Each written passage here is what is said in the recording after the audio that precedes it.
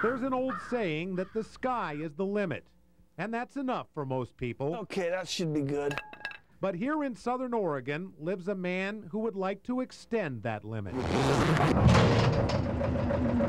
This is a man who knows exactly who he is and what he's doing. Brian Walker, building a rocket. And this is no science fair project. So that's launch configuration now.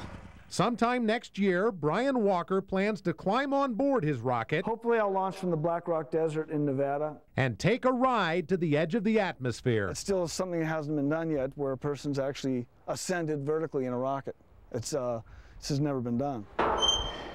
He's now in the 4th year of his project. This is the rocket assembly building. He has built numerous prototypes. Yeah, it's crushed velvet interior, like a coffin. And all the while training for his trip. Who wants a ride? At his home near Bend, Oregon, which doubles as mission control, he built his own centrifuge to help prepare for the G-force he'll experience. This is about 6 Gs right now, which is what I'll experience for 90 seconds.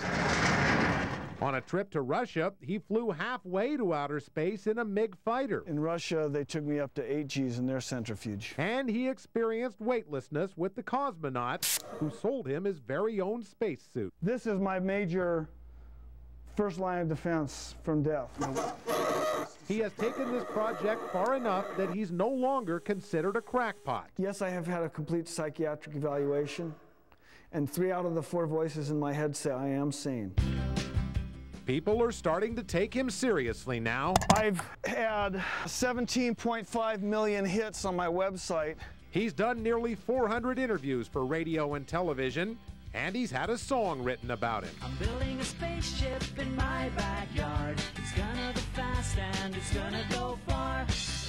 A successful mission would elevate Brian Walker to folk hero status, but that's not why he's doing this. Satisfying my own dream that I've had since I was 9 years old, to strap myself on a rocket and blast myself to the edge of space. Dreams like that normally die with adulthood, but Walker approaches his dream more like a kid. Yeah, it's just a big toy. That's my version of a toy.